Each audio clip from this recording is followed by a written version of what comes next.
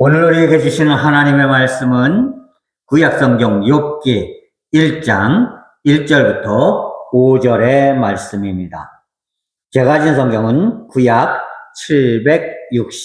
761면에 있습니다. 받들어 읽습니다. 우스 땅에 욥이라 불리는 사람이 있었는데 그 사람은 온전하고 정직하여 하나님을 경외하며 악에서 떠난 자더라. 그에게 아들 7과 딸 3이 태어나니라. 그의 소유물은 양이 7,000마리요, 낙타가 3,000마리요, 소가 500결이요, 암나귀가 500마리이며 종도 많이 있었으니 이 사람은 동방 사람 중에 가장 훌륭한 자라. 그의 아들들이 자기 생일에 각각 자기의 집에서 잔치를 베풀고 그의 누이 3명도 청하여 함께 먹고 마시더라. 그들이 차례대로 잔치를 끝내면 욥이 그들을 불러다가 성결하게 하되 아침에 일어나서 그들의 명수대로 번제를 드렸으니 이는 욥이 말하기를 혹시 내 아들들이 죄를 범하여 마음으로 하나님을 욕되게 하였을까 함이라. 욥의 행위가 항상 이러하였더라. 아멘. 우리가 세상을 살아가다 보면은요, 인간의 가장 첫 번째 목적이 바로 자손을 번성하여 땅에 충만하는 것입니다. 이것은 하나님께서 아담과 하와를 지으시고 나서 첫 번째 주셨던 축복의 말씀이 바로 무엇이었습니까? 생육하고 번성하여 땅에 충만하라, 이런 복이었어요. 그렇기 때문에 세상에 있는 모든 사람들은요, 누구나 자식에 관한 욕심이 있어요. 물론 요즘 세대들이 이제 개인주의가 발달해서 아예 시집장가도 안 가려고 하고 자녀도 잘 안 가지려고 한다고 그래요. 그래서 이제 우리나라도 점점 인구가 소멸되어 가고 줄어가는 그런 위기에 몰리고 있는 것 또한 사실입니다. 그러나 인간이 인간으로서의 세상에서의 모든 영화를 제대로 누리고 세상을 바로 이끌어가려면 항상 자녀를 풍성하고 충만하게 번성시키는 것이 무엇보다도 중요하다는 것이죠. 그러나 그저 나눠놓는다고 해서 부모가 아님을 우리는 기억해야 합니다. 물론 옛날 어른들이 그런 얘기를 했어요. 그저 나놓기만 하면 지가 알아서 자라. 예, 나놓기만 하면 지가 알아서 자라. 그 말이 맞을까요? 물론 지가 알아서 잘하죠. 하지만 아이들이 처음 태어날 때는 마치 하얀 백지장 같아요. 아이들이 자라나면서 자꾸만 삶과 몸의 경험을 쌓아가는 겁니다. 그래서 어렸을 때에 보고 배운 것이 너무나 중요하다는 것이에요. 왜냐하면 어렸을 때 배운 것이 몸에 너무나 쉽게 습득이 됐기 때문에 3살 버릇이 80까지 간다. 예. 어제 100세 잔치를 하신 우리 신영균 집사님 계시잖아요. 3살 버릇이 100살까지 간다. 이런 말이에요. 그렇기 때문에 부모가 어린 아이에게 낳아서 무엇을 보고 배우게 만드느냐, 무엇을 가르쳐 주느냐, 어떤 모습을 부모로서 자녀에게 보여주느냐가 매우 중요하다는 사실을 여러분 꼭 기억할 수 있기를 바랍니다. 예. 어렸을 때에 부모로부터 보고 배운 것, 초등학교, 중학교, 고등학교 다니면서 부모들보다 더 오래 얼굴을 보는 선생님들을 통해서 보고 배운 것, 이것이 결국 그들의 삶을 결정한다라는 사실을 여러분 기억할 수 있기를 바랍니다. 그렇기 때문에 아이를 태어나게 하고 그대로 그냥 망나니처럼 내버려 두는 것은요, 그것은 죄나 마찬가지예요. 여러분, 그것은 부모의 모습이 아닙니다. 부모라면 진정으로 자녀를 위해서 자녀가 잘 될 수 있도록 온전히 이끌어줄 수 있는 그런 부모가 되어야 한다는 것이죠. 오늘 우리가 함께 말씀을 살펴본 욥이라는 사람이 바로 자녀들을 위해서 아낌없는 사랑을 나눠주었던 그런 사람이었다라는 것이에요.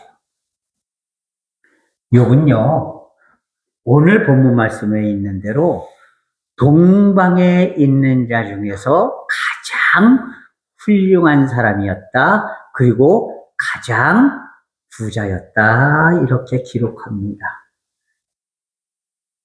욥은요, 사실 어마어마한 부를 소유한 사람이었습니다. 오늘날 우리나라로 얘기하면은 농업 재벌 정도 되는 사람이었어요. 여러분, 그의 소유물에 대해서 오늘 욥기서 1장 3절은 이렇게 기록합니다. 양이 7,000마리다. 낙타가 3,000마리다. 소가 500결이 500마리다. 암나귀가 500마리이며 종도 많이 있었다. 이렇게 기록합니다. 여러분 한번 생각해 보세요. 양 7,000마리. 어마어마한 숫자입니다. 아마 우리 충주 지역에 있는 양 전체를 합쳐도 7,000마리를 넘을지 안 넘을지 제가 잘 모르겠어요. 그런데 그 정도의 양을 이제 한 사람 욥이 가지고 있었다는 것이에요. 낙타. 여러분, 낙타는요, 그 중동 지역에서는 엄청난 재산입니다. 그런데 이 낙타가 3,000마리였다는 것이에요. 한 마리당 만약에 아주 조금 잡아서 100만 원이라 해도요, 3,000마리면은 얼마입니까? 10억 원이에요, 10억 원. 그런데 낙타 한 마리가 100만 원 정도 아니에요. 여러분, 우리 소 한 마리에 몇 마리, 얼마입니까? 400만 원. 막 이렇게 되죠? 400만 원, 500만 원 이렇게 가잖아요. 그렇게 따지면은요, 낙타수만 해도 오늘날 우리 돈으로 따져서 거의 10억이 넘는 그런 돈이에요. 그리고 소가 역시 또 500마리였어요. 암나귀가 500마리였다라고 성경은 기록합니다. 이런 어마어마한 부자였어요. 그러나 이 욥은 자녀들에게 자신의 이 재물을 남겨주는 것을 낙으로 삼지 않았다는 것이에요. 욥은 10명의 자녀를 두었어요. 아들이 7이었고 딸이 3이었습니다. 그런데 중요한 것은요, 이 욥은 자녀들에게 재물을 물려주기보다는 사랑을 보여주고 내가 너를 사랑하고 있다. 내가 너를 너무나 사랑하고 있다는 사랑의 삶을 보여주는 부모였다라는 사실을 우리는 성경을 통해서 찾아볼 수가 있는 거예요. 여러분, 우리가 부모로서의 살아가기를 바란다면요, 먼저 자녀들에게 사랑을 나누어주고, 사랑을 보여주고, 내가 너를 사랑한 것처럼 너도 내 자녀를 사랑해 주렴, 내가 너를 사랑한 것처럼 너도 주위 사람들에게 사랑을 베풀어 주렴, 이렇게 사랑을 보여주고, 사랑을 앞에서 이끌어주는 그런 부모가 되어야 한다는 것이. 예, 욥은 너무나 자녀들을 사랑했어요. 그래서 자녀들이 부잣집이니까 그랬겠죠. 각각 한 아이가 생일이면은 온 형제들이 다 모여서 큰 생일잔치를 벌였어요. 그런데 욥은요, 이렇게 좋은 생일잔치, 먹고 마시고 떠들고 기쁘고 이것을 생각했던 것이 아니라 혹시나 내 자녀들이 이렇게 정신없게 먹고 마시다가 혹시나 아는 중 모르는 중에 하나님 앞에 죄를 짓고 하나님 앞에 버림을 받으면 어떻게 하나, 이것을 걱정했다는 것이에요. 그래서 자녀들이 이런 잔치가 끝나고 나면은 꼭 애들을 다 바깥에 모아놓고 애들의 숫자만큼 제물을 잡습니다. 다시 말해서 양이나 혹은 소를 10마리를 잡았다는 거예요.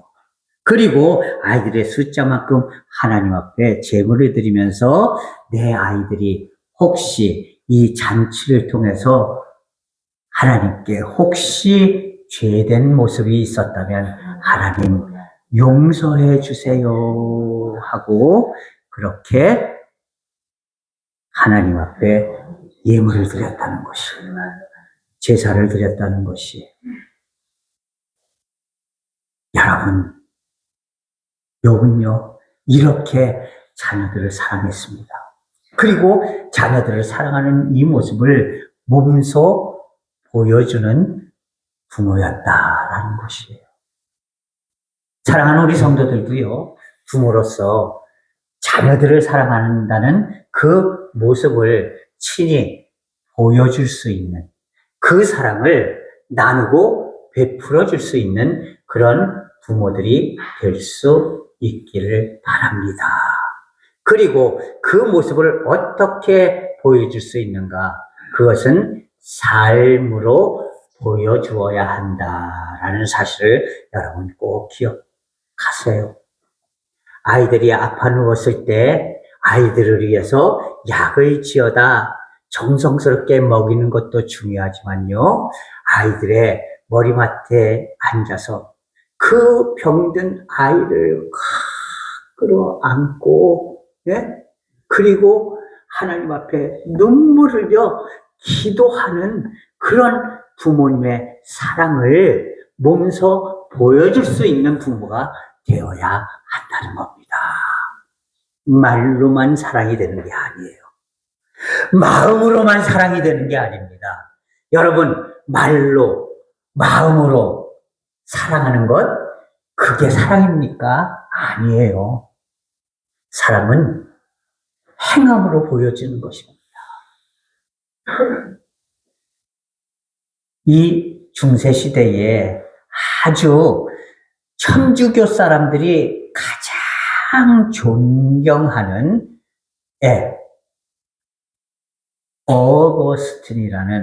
아우구스투스라는 그런 신부님이 있었어요. 그런데 이 신부님이요, 처음부터 그렇게 많은 사람들 앞에 존경받을 만한 분은 아니었어요. 어머니가 너무나 믿음이 좋았거든요. 그래서 이 어머니가 아이가 이제 자려고 들어서 잠든 것 같으면은 이제 살며시 들어가서 그 아이의 머리 위에 손을 얹고 항상 하나님, 내 사랑하는 이 아들 아우구스투스를 사랑해 주세요. 인도해 주세요. 가치 있는 사람으로 만들어 주세요. 복된 사람으로 만들어 주세요. 하고 매일처럼 기도했어요. 하루도 빠짐없이. 어떤 날은 그냥 잠들었기 때문에 몰랐지만 어떤 날은 문득 인기척이 느껴졌을 거예요. 그래도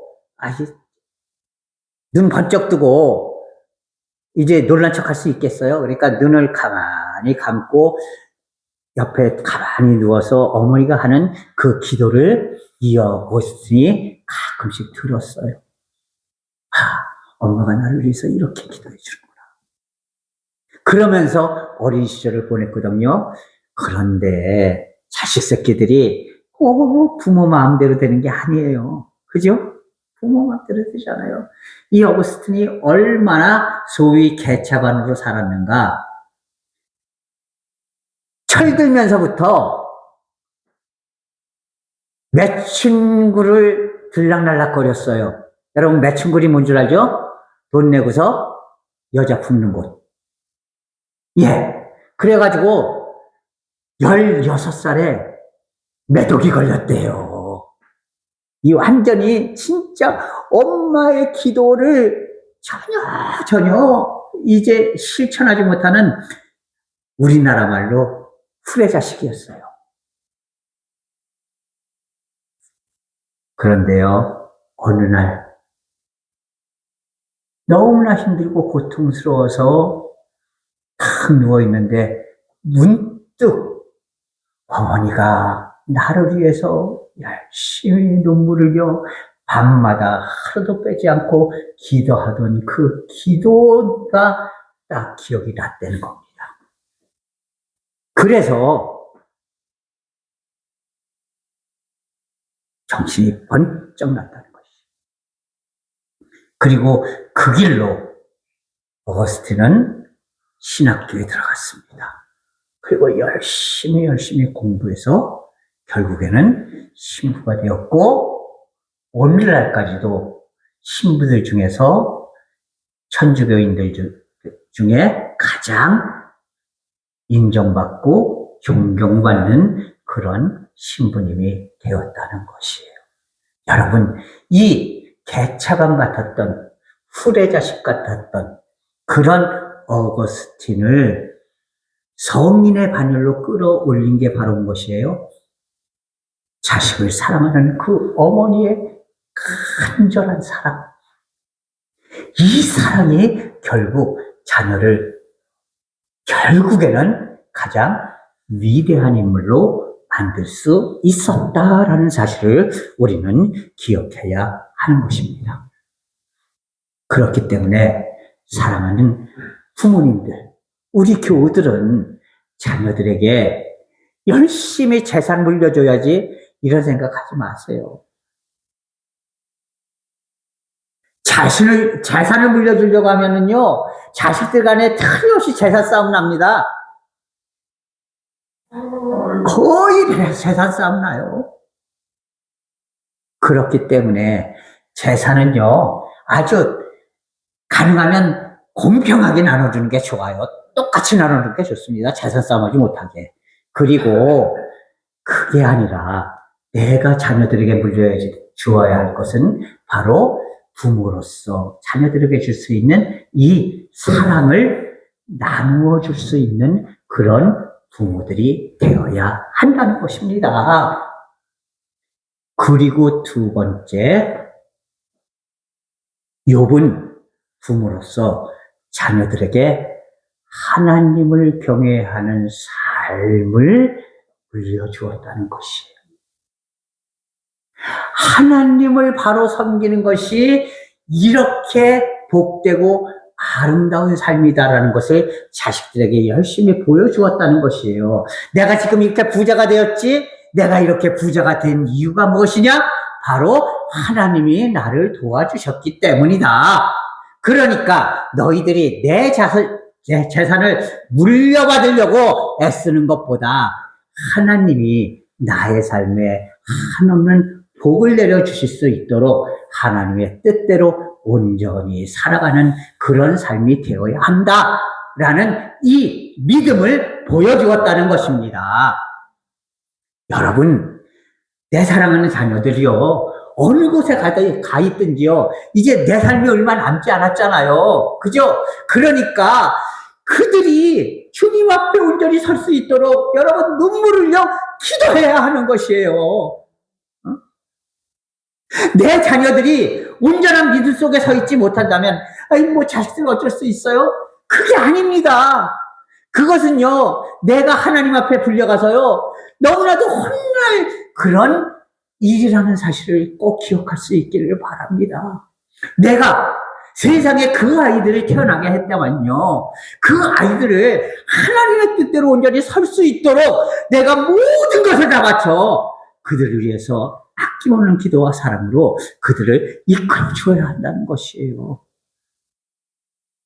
성도 여러분, 그 아이들이 어디 있든지 간에, 혹은 저 미국에 이민 가 있든지, 아니면 저 서울에 나가 있든지, 아니면 저 목포나 부산에 가 있든지 상관없이 그 어느 곳에서든지 신앙생활을 철저히 할 수 있도록 그렇게 기도하고 그렇게 자녀들을 권면하는 성도들이 될 수 있기를 바랍니다. 예, 욥이 했던 것이 바로 무엇입니까? 자녀들이 잘못되지 않도록 가장 먼저 했던 것이 바로 하나님 앞에 온전히 자녀들을 정결하게 세우는 일을 했다는 것이에요.